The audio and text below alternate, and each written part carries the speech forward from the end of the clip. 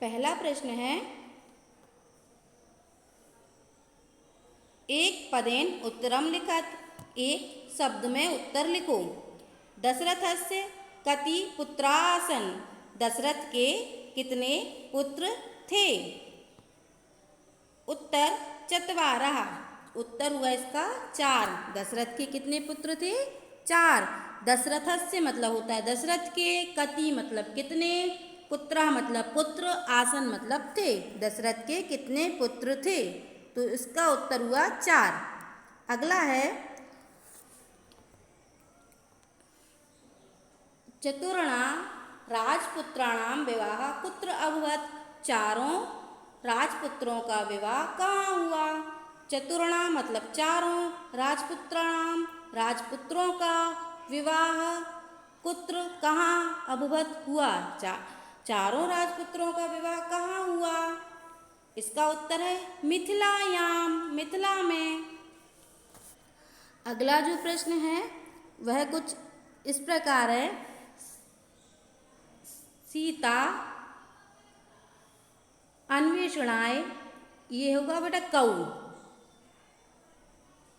कौ बने भ्रमताम, सीता की खोज करने के लिए कौन वन में घूमते रहे? इसका उत्तर होगा राम लक्ष्मणौ, राम और लक्ष्मण। कौन घूमे बेटा उनकी खोज के लिए, सीता की खोज के लिए वन में? राम और लक्ष्मण। ठीक है।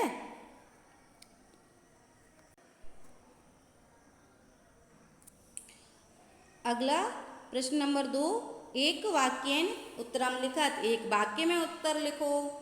अयोध्या नगरी कस्मिन् प्रदेशे अस्ति, अयोध्या नगरी किस प्रदेश में है? तो इसका उत्तर है अयोध्या नगरी उत्तर प्रदेशे अस्ति, अयोध्या नगरी उत्तर प्रदेश में है। अगला प्रश्न जो है वह यह है, राम लक्ष्मणौ कहा स्वयस्य आश्रमम अनयत, राम लक्ष्मण को कहा कौन स्वयस्य अपने आश्रम अनयत ले गया, राम लक्ष्मण को कौन अपने आश्रम ले गया? तो इसका उत्तर है राम लक्ष्मणौ विश्वामित्रः स्वयस्य आश्रमम अनयत, राम लक्ष्मण को विश्वामित्र अपने आश्रम को ले गए। अगला, सीतायाः विवाह केन सह अभवत्, सीतायाः मतलब सीता का, विवाह मतलब विवाह शादी, केन किसके सह साथ हुआ, अभवत् हुआ, सीता का विवाह किसके साथ हुआ? इसका उत्तर है सीताया विवाह रामेण सह अभवत्, सीता का विवाह राम के साथ हुआ। अगला, वानरः कुत्र सेतु निर्माणम अकुर्वन्, वानरों ने कहाँ पुल का निर्माण किया? तो इसका उत्तर है वानरः सागरे सेतु निर्माणम अकुर्वन्, वानरों ने समुद्र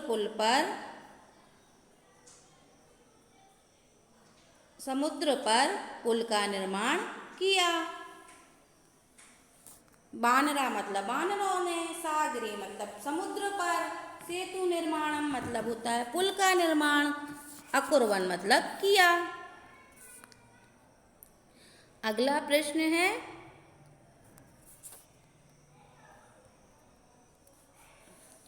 आदि कवि कहाँ अस्ति, आदि कवि कौन है? इसका उत्तर है आदि कवि वाल्मीकि अस्ति, आदि कवि वाल्मीकि जी हैं। ठीक है, आदि कवि क्या होता है? पहले कवि, सबसे पहले कवि, तो सबसे पहले कवि कौन है? वाल्मीकि जी। ठीक है।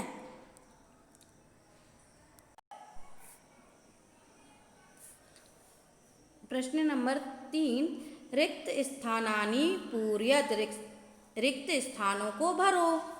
पहला है सीताया विवाह डैश सह अभवत्, तो ये होगा सीता या विवाह रामेण सह अभवत। सीता का विवाह राम के साथ हुआ।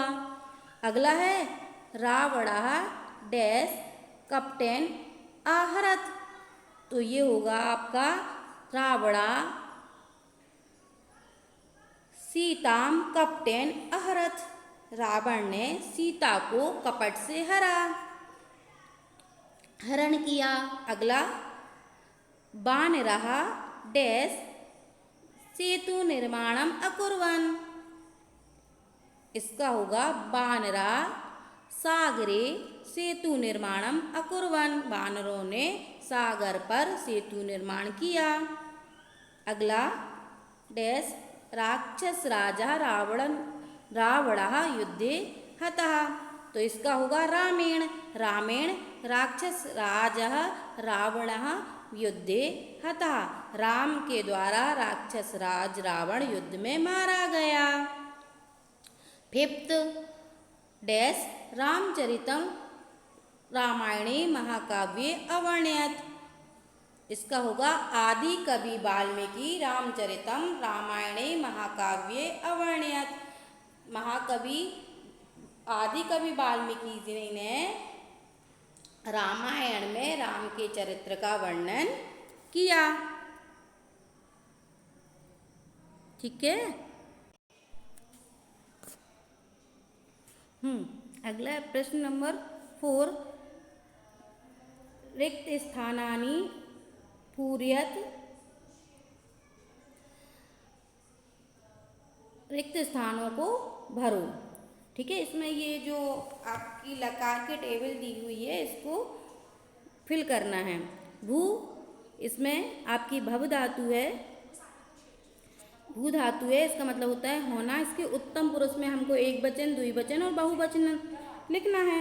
तो इसका जो एक वचनम होगा वो होगा अभवम। ये बेटा अभवम होगा। ठीक है, फिर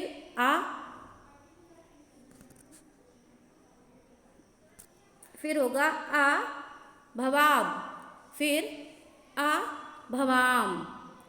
नी इसका प्रथम पुरुष आनयत, आनयताम, आनयन। अगला मध्यम पुरुष आपठ, आपठतम, आपठत। वद उत्तम पुरुष आवदम, आवदाव, आवदाम।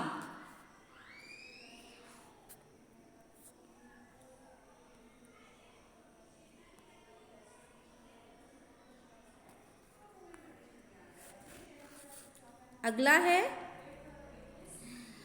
रिक्त स्थानानि पूरयत। रिक्त स्थानों को भरो। इसमें आपको शब्द रूप लिखना है। जैसे रामेण है तो यहाँ पर आएगा लक्ष्मण की तृतीय विभक्ति होगी लक्ष्मणेन। फिर विश्वामित्र उसकी होगी विश्वामित्रेन। दशरथः दशरथेन। फिर आप अगला है रामौ।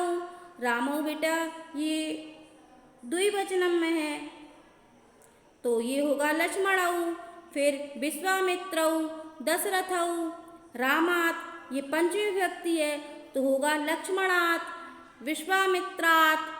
दशरथ का होगा दशरथात। रामाभ्याम ये देखिए ये द्वितीय विभक्ति, तृतीय विभक्ति, चतुर्थी विभक्ति और पंचमी विभक्ति। तृतीया, चतुर्थी और पंचमी इसका ये द्विवचन होता है। ठीक है, तो जैसे होगा रामाभ्याम, लक्ष्मण का होगा लक्ष्मणाभ्याम, विश्वामित्र का होगा विश्वामित्राभ्याम और दशरथ का होगा दशरथाभ्याम। फिर अगला है रामाणाम। रामाणाम षष्ठी विभक्ति बहुवचन तो ये होगा लक्ष्मणानाम। विश्वामित्र का होगा विश्वामित्राणाम। दशरथ का होगा दशरथाणाम। ठीक है, फिर है रामेषु। रामेषु जो है वो सप्तमी विभक्ति बहुवचन है तो लक्ष्मण का होगा लक्ष्मणेषु। विश्वामित्र का होगा विश्वामित्रेषु और दशरथ का होगा दशरथेषु। ठीक है।